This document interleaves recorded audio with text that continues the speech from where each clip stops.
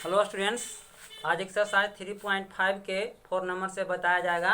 इसके पिछले क्लास में 1 से 3 तक क्लियर किया गया था। आज 4 नंबर से बताया जा रहा है, ध्यान से समझिएगा। देखते हैं 4 नंबर क्वेश्चन क्या कहता है बाबू। 4 नंबर क्वेश्चन कहता है कि निम्न समस्याओं में रैखिक समीकरण युग्म बनाइए और इसे क्या करे कहता है, हल करे कहता है। यानी सबसे पहले आपको समझना है, सब है प्रॉब्लम से संबंधित प्रश्न है। तो प्रॉब्लम से संबंधित प्रश्न को हल करने के लिए पिछले भी आपको हम बताए हैं कि सबसे पहले अच्छी तरह से क्वेश्चन को पढ़कर उसको समस्या को समझ ले, उसके बाद 2 चर में एक रैखिक समीकरण बनाकर हल करें। तो देखते हैं क्वेश्चन कहता है जी कि एक छात्रावास के मासिक व्यय का एक भाग नियत है। कहता है एक छात्रावास है जिसके मासिक व्यय का एक भाग क्या है बाबू, नियत है, तथा शेष इस पर निर्भर करता है कि छात्र ने कितने दिन भोजन लिया है। जब एक विद्यार्थी ए को जो 20 दिन भोजन करता है तो 1000 रुपया छात्रावास के व्यय के लिए अदा करता है। तो अब समझना है, इस प्रकार के क्वेश्चन रहता है तो आपको हम बताए होंगे पिछले क्लास में कि एक नियत खर्च मानना है और एक अतिरिक्त खर्च मानना है। तो मान लेते हैं बाबू 4 नंबर के पहला क्वेश्चन, यानी माना कि नियत खर्च बराबर x और अतिरिक्त खर्च बराबर y। अब क्वेश्चन कहता है कि एक विद्यार्थी ए है जो 20 दिन भोजन करता है, तब छात्रावास को 1000 रुपया क्या करता है, अदा करता है। यानी 20 दिन भोजन करता है, यानी 20 दिन अतिरिक्त करता है। एक दिन अगर अतिरिक्त भोजन करता है तो 22 रुपया खर्च होता है, तो 20 दिन अतिरिक्त भोजन करेगा तो कितना खर्च होगा जी, 20/22। और 100 रुपया क्या है, नियत खर्च है, चाहे तुम यानी भोजन करो या ना करो, 100 रुपया तुमको एकदम फिक्स है, कितना तुमको छात्रावास में रहेगा तो लगेगा। यानी प्रश्न से हो जाएगा बाबू x + 20/22 बराबर 1000। समीकरण 1 हो गया। अब दूसरा व्यक्ति बी है, जो दूसरा व्यक्ति बी है जो क्या कहता है 26 दिन भोजन करता है और छात्रावास को 1180 रुपया अदा करता है। तो अगला हो जाएगा x + 26/22 बराबर 1180। समीकरण क्या हो गया, 2 हो गया जी। अब क्या करना है, 1 2 को हल कर दो तो इसको लिखेंगे, प्रोसेस करेंगे। घटाने पर तो माइनस माइनस माइनस कट गया, 26 में से 20 घटेगा तो माइनस क्या होगा 6/y घटेगा तो कितना -180। माइनस माइनस कट गया और छोटिया 18 यानी 30 रुपया आ गया। y बराबर कितना हो गया जी, 30 रुपया। अब लिखेंगे y के मान समीकरण 1 में रखने पर एक की इक्वेशन क्या है बाबू, x + 20/22 बराबर 1000। यानी y के मान 30 आए, x के x यहाँ रखेंगे 20 × 30 बराबर 1000।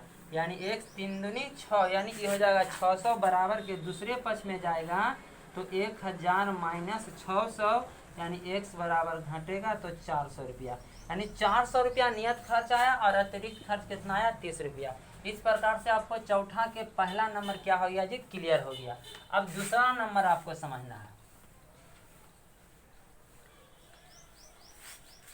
देखते हैं दूसरा नंबर क्या कहता है। दूसरा कहता है एक भिन्न 1/3 हो जाती है जब उसके अंश से 1 घटाया जाता है। यानी दूसरा क्वेश्चन है भिन्न से संबंधित प्रश्न है। आपको हम पहले भी बता चुके हैं कि भिन्न से संबंधित प्रश्न है तो यानी अंश बराबर x और हर बराबर क्या मानना है, y मानना है जी। तो मान लेते हैं कि माना कि अंश बराबर x और हर बराबर y, तो भिन्न बराबर हो जाएगा बाबू x/y। अब यहाँ प्रश्न से लिखते हैं, क्वेश्चन कहता है कि एक भिन्न 1/3 हो जाती है जब उसके अंश से 1 घटाया जाता है।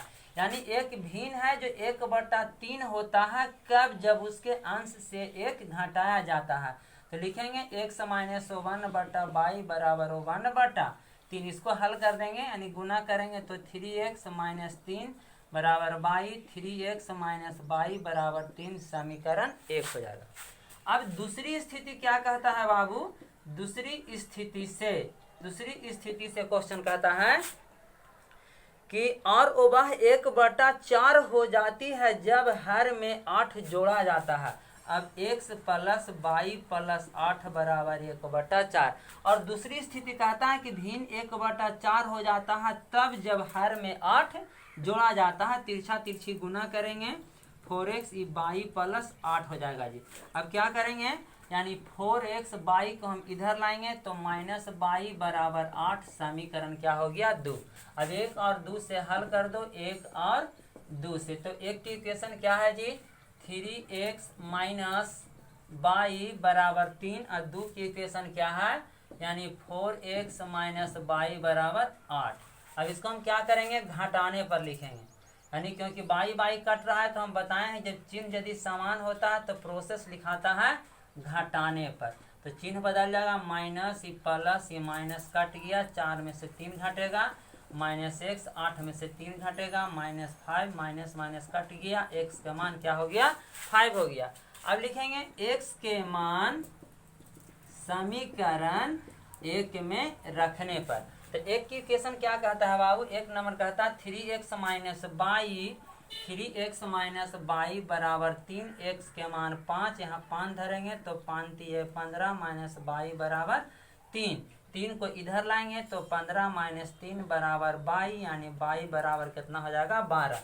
एक्स और बाई के जब मान निकल गया तो भिन्न निकाल दो, भिन्न बराबर फार्मूला होता है, यानी भिन्न बराबर यहाँ दिया हुआ है एक्स बटा बाई, एक्स का मान 5 हुआ, बाई का मान 12 हुआ, दैट इज ए आंसर। इस प्रकार से बाबू चौथा के 2 नंबर तक आप लोग के क्या हो गया क्लियर हो गया।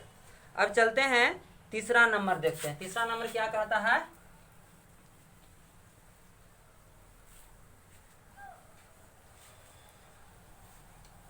चलिए देखते हैं तीसरा नंबर क्या कहता है। क्वेश्चन बाबू कहता है कि यश ने एक टेस्ट में 40 अंक अर्जित किए जब उसे प्रत्येक सही उत्तर पर 3 अंक मिले तथा अशुद्ध उत्तर पर 1 अंक की कटौती की गई। यानी कहता है किसी प्रकार के टेस्ट होता है बाबू जिसमें 40 अंक कोई व्यक्ति लाता है, जिसमें अगर प्रत्येक सही उत्तर देता है, प्रत्येक सही उत्तर देता है तो 3 अंक मिलता है, और अशुद्ध उत्तर देता है तो 1 अंक की क्या होता है कटौती होता है। तो कहता है कि इस प्रकार से टेस्ट में कितने प्रश्न थे। तो मान लेते हैं कि माना कि सही उत्तर देने वाली प्रश्न की संख्या x और गलत उत्तर वाली प्रश्न की संख्या कितना है जी 22 है।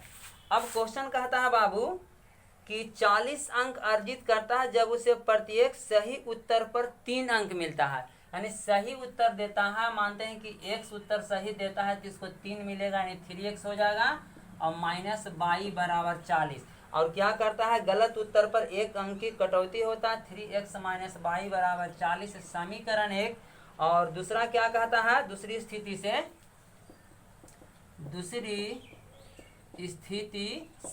तो दूसरी स्थिति कहता है बाबू कि यदि उसे सही उत्तर पर 4 अंक मिलते हैं तथा शुद्ध उत्तर पर 2 अंक मिलते हैं, यानी 4x माइनस 2 बाई बराबर तब कितना होता है 50 अंक लाता है। इसमें से 2 कॉमन ले लेना है तो 2x माइनस बाई बराबर 50, 25 दूनी 50, यानी 2x माइनस बाई बराबर 25, समीकरण कितना हो गया जी ये 2 हो गया। अब 1 2 से इसको क्या करना है बाबू हल कर देना है, तो लिखो समीकरण 1 और 2 से। 1 की इक्वेशन क्या कहता है जी 3x माइनस बाई बराबर 40, 2 के क्या कहता है 2x माइनस बाई बराबर 25, इसको लिखो घटाने पर तो माइनस माइनस माइनस हो गया, यानी माइनस प्लस हो जाएगा, ये कट जाएगा, 3 में से 2 घटेगा x, 40 में से 25 घटेगा तो 15 हो जाएगा, x के मान 15 हो गया।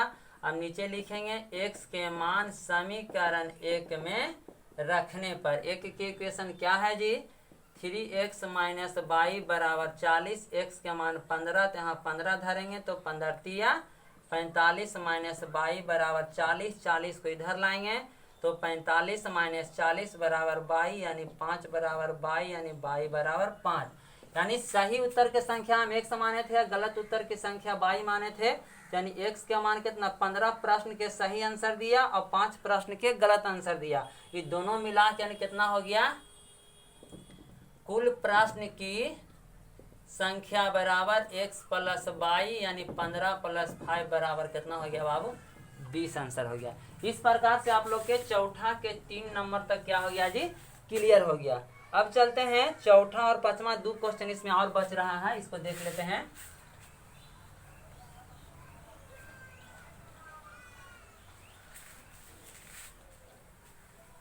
चलिए अब इसको देखते हैं। चौथा नंबर क्वेश्चन क्या कहता है जी, चौथा नंबर कहता है एक राजमार्ग पर 2 स्थान ए और बी 100 किलोमीटर की दूरी पर है।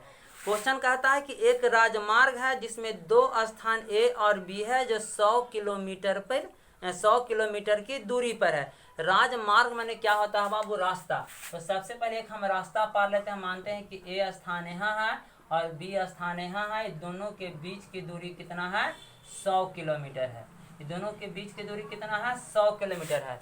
इसके बाद क्वेश्चन कहता है कि एक कार ए से तथा दूसरी कार बी से एक ही समय चलना प्रारंभ करती है। यानी एक कार ए स्थान से दूसरी कार बी स्थान से एक ही समय चलना प्रारंभ करती है।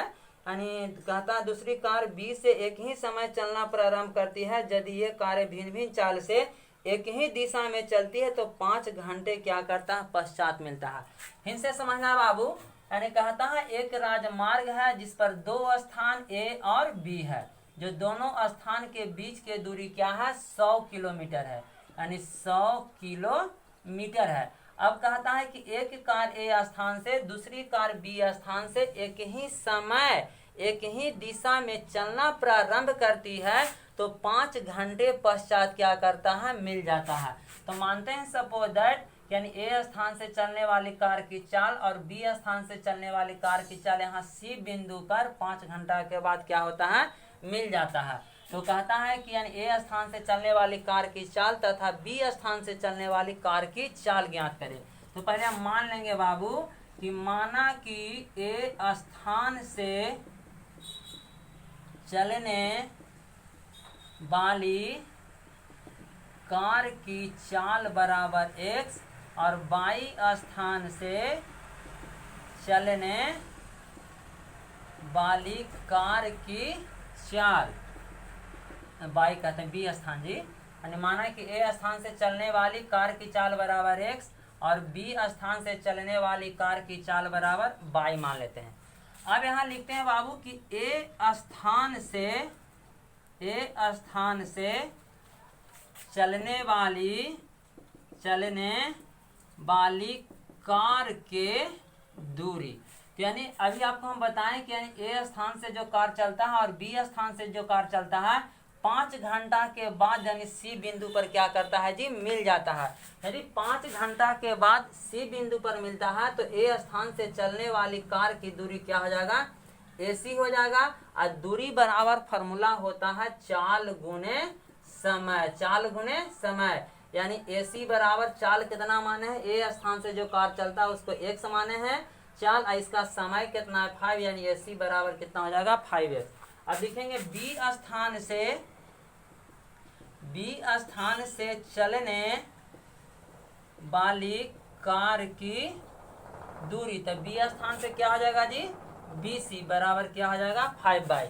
अब हम इसको लिख सकते हैं बाबू AB प्लस BC बराबर AC, यानी AB और जोड़ BC, यानी इतना भाग और इतना भाग के जोड़ेंगे जो पूरा ये बड़ा वाला भाग के क्या करेगा जी, बराबर करेगा। अब AB का मान कितना दे रहा है 100 किलोमीटर, BC का मान कितना निकालें B और C यानी 5/, और AC का मान 5x यानी 5/, को इधर ले जाएंगे, 5/, को इधर लावेंगे तो 5x माइनस 5/, बराबर 100 बचेगा। 5 कॉमन ले लेंगे, x माइनस 22 बराबर 100, यानी b बचे 100, x माइनस 22 बराबर 20। समीकरण 1 हो गया बाबू।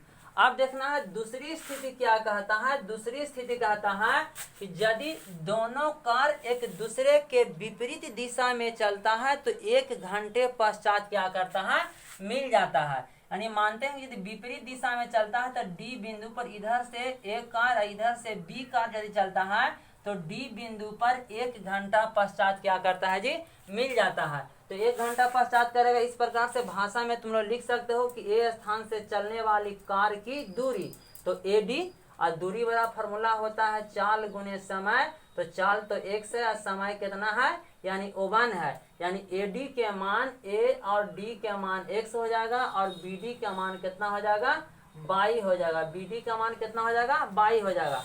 अब इसको हम जोड़ेंगे, चलिए यहाँ पर हम लिख ही देते हैं। देखिए अब लिखते हैं दूसरी स्थिति से, यानी A स्थान से चलने वाली कार की दूरी, यानी A स्थान चलता है तब खंड AD हो जाएगा। क्या हो जाएगा जी, AD बराबर यानी x, और B स्थान से चलने वाली कार की दूरी यानी BD बराबर क्या हो जाएगा, 22।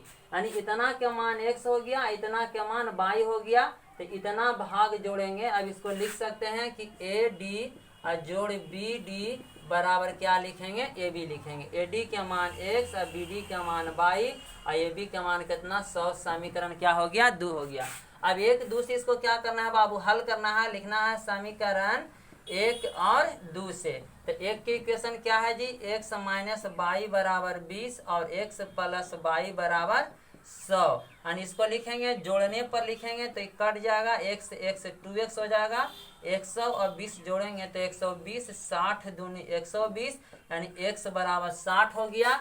अब यहाँ लिखेंगे x के मान समीकरण 1 में रखने पर, 1 में रखने पर, तो एक की इक्वेशन क्या है बाबू, x माइनस 22 बराबर 20, x के मान 60 और माइनस 22 बराबर 20, 20 को इधर लावेंगे बाबू, तो 60 माइनस 20 बराबर 22। अब यानी कितना हो जाएगा, 40 बराबर 22, यानी 22 बराबर 40 किलोमीटर प्रति घंटा। एक आंसर यहाँ हो गया। और x का मान यानी 60 किलोमीटर प्रति घंटा। हम यहाँ नीचे इसको भाषा में लिख सकते हैं कि A स्थान से चलने वाली कार की चाल 60 किलोमीटर प्रति घंटा और B स्थान से चलने वाली कार की चाल हम 22 माने हैं, जो कि 22 का आंसर कितना आया है, 40 किलोमीटर प्रति घंटा आया। तो एक के 60 आंसर देगा, एक के 40 आंसर देगा। इस प्रकार से बाबू आपको यानी चौथा के 4 नंबर तक क्या हो गया, क्लियर हो गया जी। अब देखते हैं 5वां नंबर, एक क्वेश्चन आप लोग के और बच रहा है, 5वां देख लेते हैं।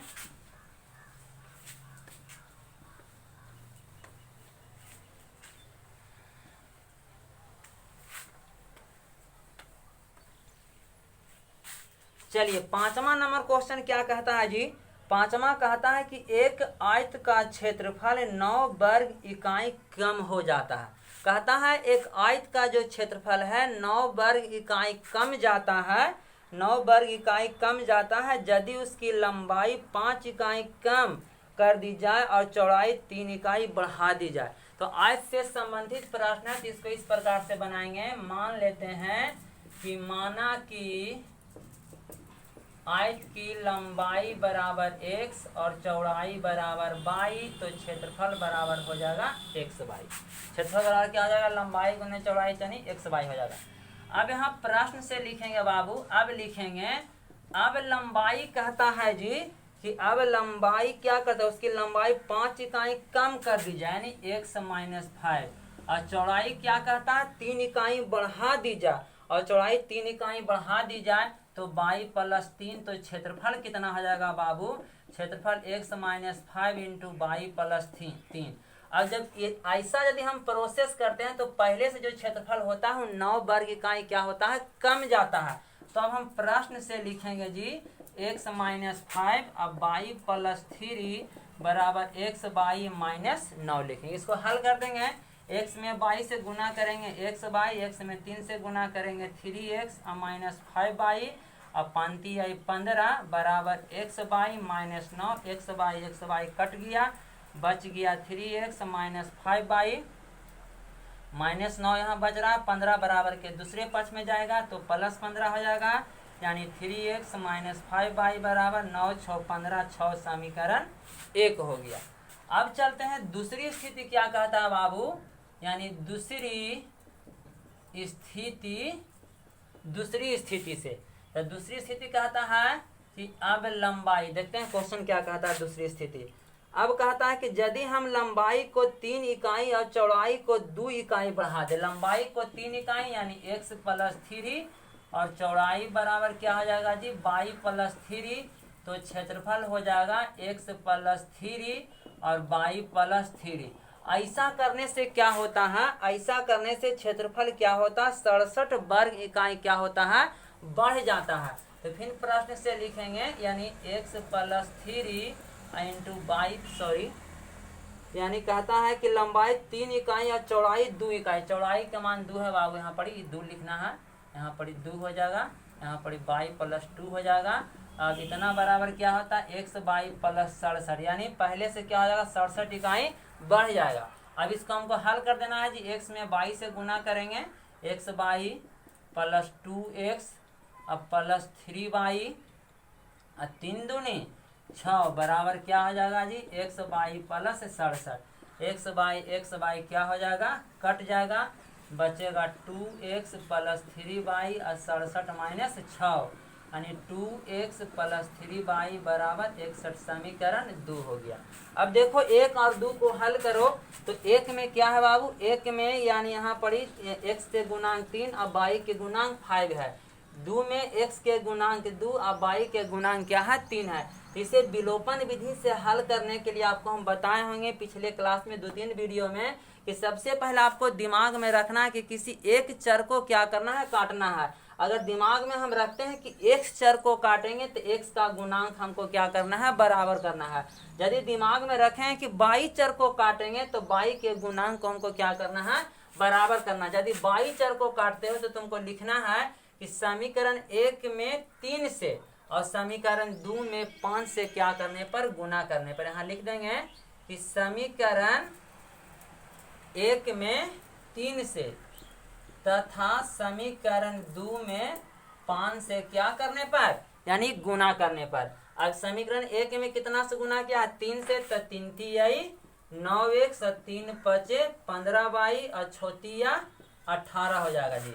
और समीकरण 2 में कितना से गुना किया बाबू, 5 से, तो 5 दूनी 10x हो जाएगा, अब 5 तिहाई 15y हो जाएगा। अब 61 में 5 से गुना करेंगे तो 5 की 5 और 6 5 30, यानी 305 हो जाएगा बाबू। अब इसको तुमको हल कर लेना है, जोड़ने पर ही कट जाएगा, 10 और 9 कितना हो जाएगा, 19x हो जाएगा। और इसको 305 में से 18 जोड़ेंगे तो 8 5 13 के 3 1 1 क्या हो जाएगा, 2, यानी 323 हो जाएगा। इस प्रकार से 19 सीधा लेना है, इसको हल कर लेना है। इस प्रकार से पहले भी आपको बताया गया है। इस प्रकार से आपको यानी 5 नंबर तक क्या हो गया बाबू, क्लियर हो गया। 3.5 आज खत्म हो गया। तो चलते हैं, आज का क्लास इतना ही पर ओवर करते हैं। 3.5 आज खत्म हो गया, अगले क्लास में 3.6 बताया जाएगा। तो इतने पर छोड़ देते हैं, थैंक यू।